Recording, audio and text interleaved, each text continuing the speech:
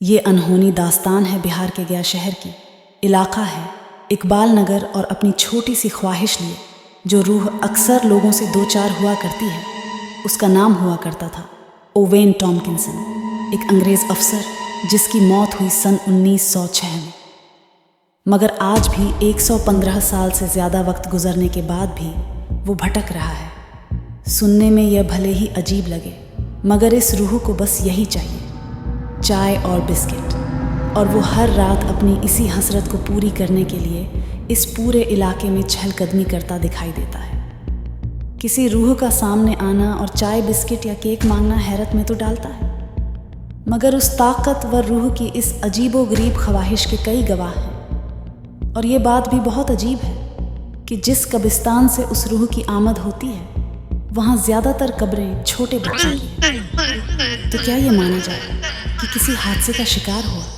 ये अंग्रेज़ परिवार अपने किसी बच्चे की अधूरी ख्वाहिश पूरी करने के लिए ऐसा करता है। यह तय करना तो मुश्किल है, मगर ये सच है कि अगर उस अंग्रेज़ ने आदेश दिया तो या तो उसे चाय बिस्किट देना पड़ता है या फिर सुबह पहुंचाने का वादा करना पड़ता है, तभी मुमकिन है उससे छुटकारा पाना।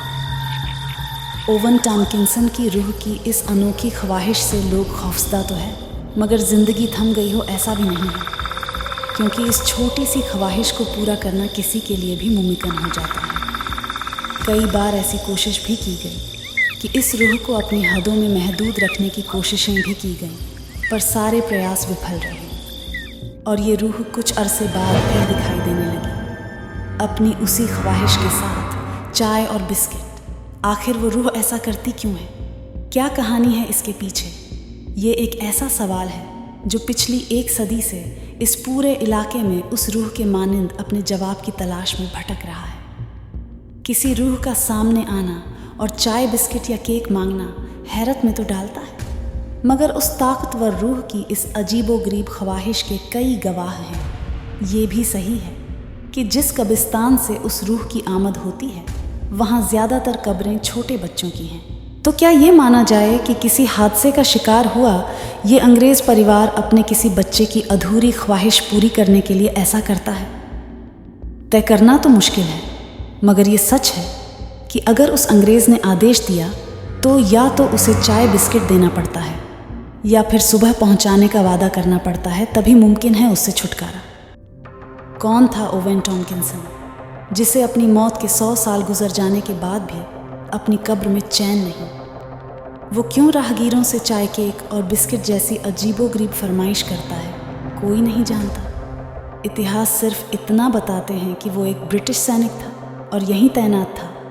बात 1906 की है, जब यहाँ एकाएक हैज़ा फैला और 47 साल का ओवेन 19 सितंबर 1906 में वह उसकी चपेट में आ गया और यहीं उसे कब्र नसीब हुई। वक्त बीता, ब्रिटिश राज बीता, मगर उस राज का ये सिपाही आज भी यहाँ घूमता अपनी अनोखी चाहत के साथ। इकबाल नगर के लोग बताते हैं कि कुछ साल पहले तक तो ओवेन की रूह अक्सर रात के सन्नाटे में रास्ता रोककर खड़ी हो जाती थी और छोड़ती भी तब थी जब उसे चाय और बिस्किट का नजराना पेश कर दिया जाता। हालात ऐसे हो गए कि लोगों ने इधर का रुख करना ही बंद कर दिया।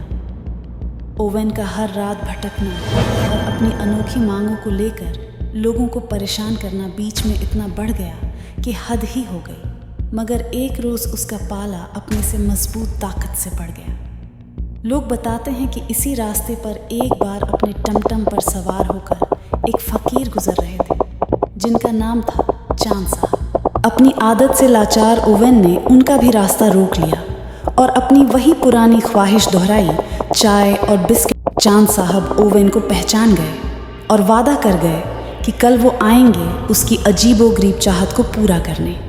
अगले दिन अपने वादे के मुताबिक चांद साहब आए तो पर उसे उन्होंने बोतल में कैद कर लिया। मगर ये कुछ बददिमाग लोगों की बदमाशी कहिए या फिर ओवेन की किस्मत, कुछ ऐसा हुआ जिसने आयतों से बंधे ओवेन के सोए हुए भूत को बोतल से निकाल दिया और ओवेन एक बार फिर आज़ाद था अपने उसी जुनून के साथ चाय और बिस्किट।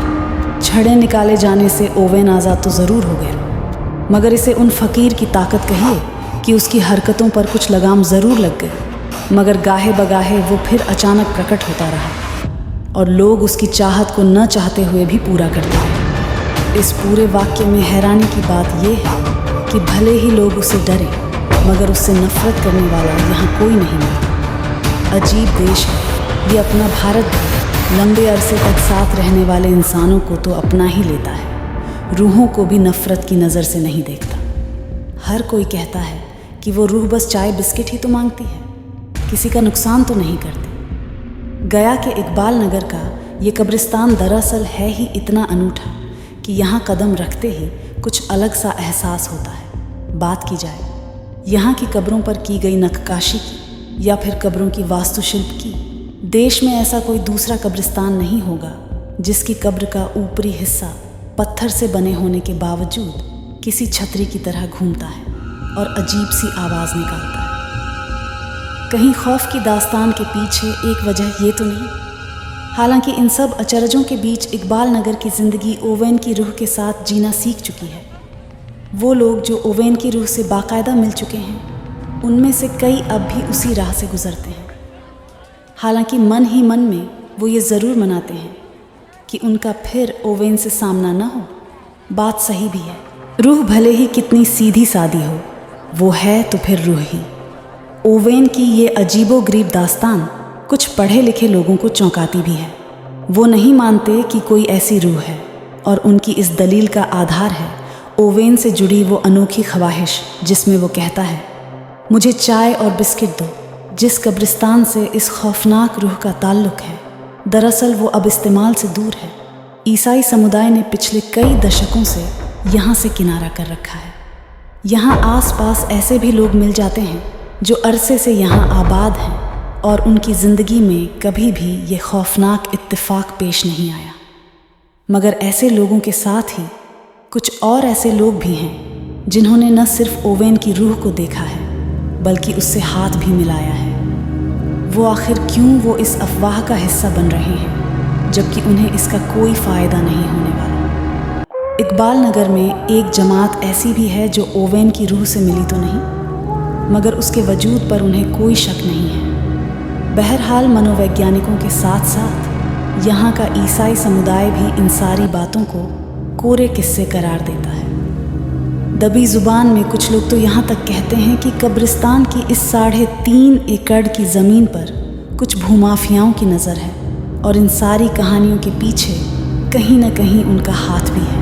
मगर ये सब कुछ जानने के बावजूद तमाम लोग ओवेन की रूह और उसकी ख्वाहिश को लंबे अरसे से यकीन का जामा पहनाते चले आ रहे हैं। और इससे पहले कि ओवेन उनसे कोई फरमाइश करे, वो खुद इस कब्र पर हाजिर हो जाते हैं, साथ लेकर चाय बिस्किट या केक।